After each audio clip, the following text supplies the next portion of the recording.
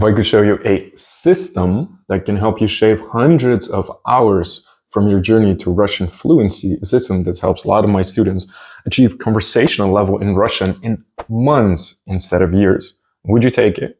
Because that's exactly what I'm going to show you in this video, the things I would do if I were to start over learning Russian from scratch. Меня зовут Ари, я уже 9 лет учу русский, и я помогаю другим иностранцам выучить русский язык. So a common problem that I see with my students is that they try to take they do all sorts of things. Like they install an app here, they have a course there, they have a tutor for something, they have a grammar book, they watch some random YouTube videos, and it's all over the place. And what you get is you get like all these old, you spend an X amount of time and you get here. You make some progress. I mean, anything you do will make some progress, but you feel like, oh, I already spent like this amount, I'm only here. I was expecting to be more. And then it's difficult to stay motivated. Whereas if you take like a more coherent approach, like putting things together, like I'm going to show you, you spend X amount of time and you get to a higher level of fluency. And this will then, and to real conversational ability, and this will then give you the feeling like, wow, I can already speak after putting in this amount of time. If I only put in more time, I'm going to speak even better. So that's why it is important to take a good approach from the start. There's about 5 steps to my system, and I'm going to show you. The first one is what I like to call foundational audio.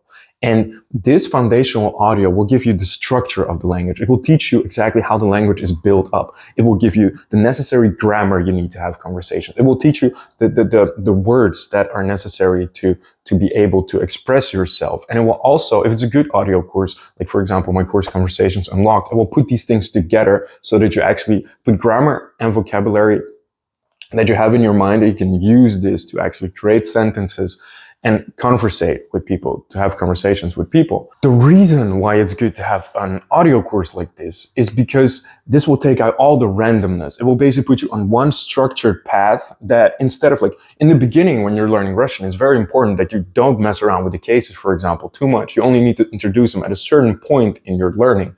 Because if you introduce all things at random, you're going to be overwhelmed and you don't really know what is going on. It's much better to have a structured approach to learn things one by one. Now with audio, with this foundational audio, I recommend you spend around, I would spend around 15 minutes a day on it, daily-ish. You can always I would always be able to spend more, but in general, I recommend about 15 minutes. And you can always do 2 hours if you want to, but it's more a matter of booking. All right, so the second step that I recommend is called expanding topics. And this will help you really increase the scope of all the things that you can talk about. While doing step 1, you are learning how to express yourself. And in step 2, you learn how to increase the scope of things that you're going to be talking about.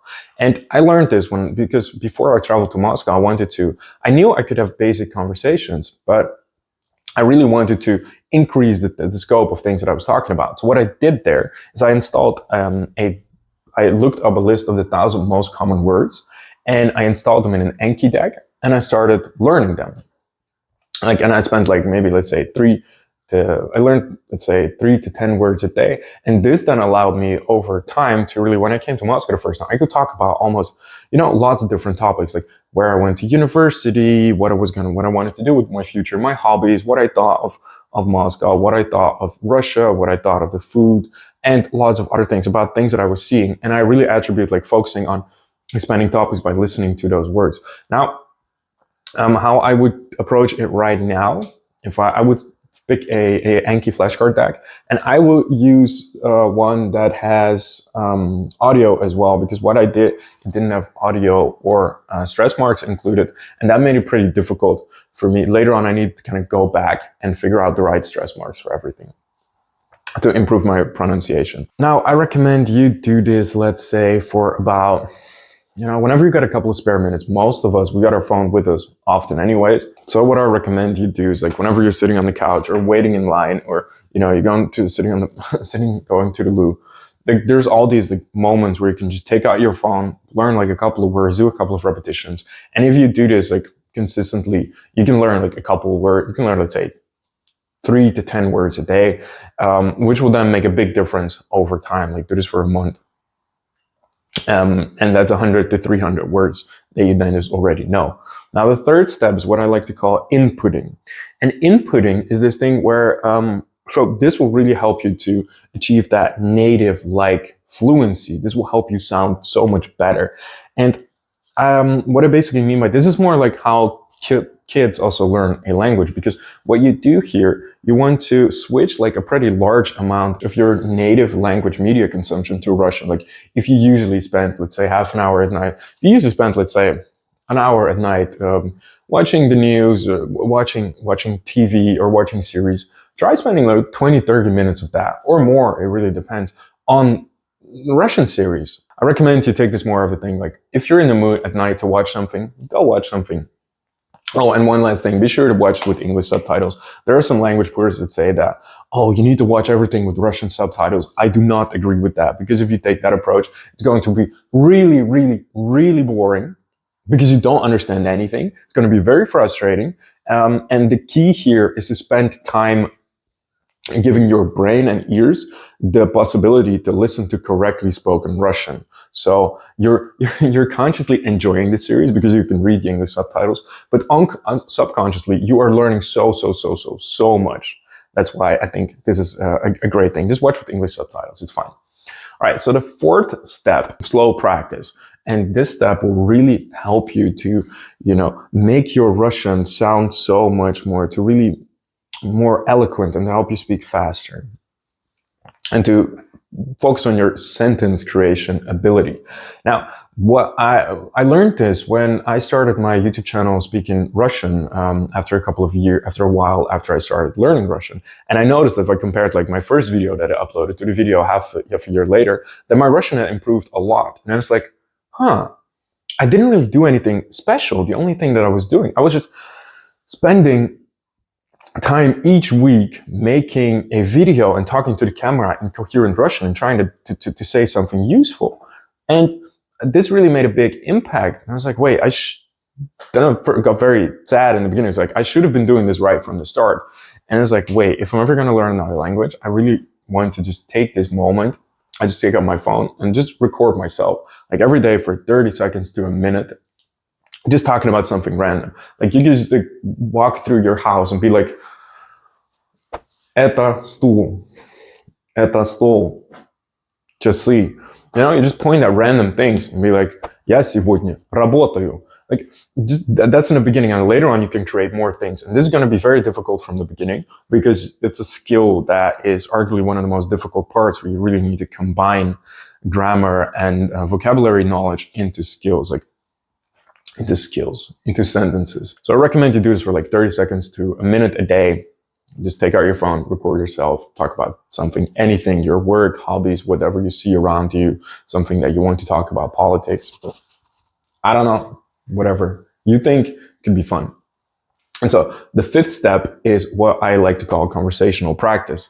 And we haven't really discussed this so far. And this will really help you like create connections with people. And there are two ways to do this, to do conversational practice. Now, the first one, if you have a Russian partner, friend, colleague, family, neighbor, anyone who speaks Russian, this is something that you can easily do. You can just, whenever you see them, just say a couple of phrases in Russian and see their reaction. Now, a big mistake that I see people make here is, I know quite some Dutch people, some Dutch guys who have Russian girlfriends or wives, Russian-speaking girlfriends or wives, and they sometimes ask me like, all right, I try to have conversations like in Russian, but it just doesn't go anywhere. And I'm like, yes, because your Russian needs to be here before you can have solid conversations. Your Russian right now is here. And if your Russian is here, not at the level yet that you can have full conversation, what I want you to do is do not focus on having real conversation, because that's going to put a strain on your relationship, because she will feel like she's your language tutor, which she's not. She's your partner, friend, colleague, neighbor, anything I said. What I recommend instead is that you take this approach, like whenever you're just having a conversation, like you're standing outside, taking a walk, and you see an airplane fly over, you're like, я вижу самолет. Like it's going to be unexpected. It's going to be slightly like fun. And this will help you, help the other person get used to the fact that you're speaking Russian. And then just, like really work it up from like a small level. And you'll notice if you do this over the course of a couple of weeks or months, that the other person will get much more used to you speaking Russian. And combined with the fact that you are learning more words and words and grammar, will also help you increase the scope of things that you can talk about. So those two things together will help it that you, over time, you increase your conversational skills, and that the other person will get used to you. Now, the second way you can do this is by getting a tutor to speak Russian with, because you're going to be paying that person. So that person has to do what you say. So if you tell them, I want to speak Russian for half an hour, just Russian, and occasionally give feedback on what you're saying, then you can just do that. So that's the other thing. Now, what's the next step? If you enjoyed this video and you want to know what to do next, I highly recommend you check out my course, Russian Conversations Unlocked, because that's exactly what these audio courses will have that I spoke about in the beginning. And if you sign up now, you'll also get a bonus of 100 Russian series, most of which include English subtitles that you can then watch to enjoy yourself. I cannot guarantee this bonus will be online included in the course forever, so I recommend you sign up today. Спасибо.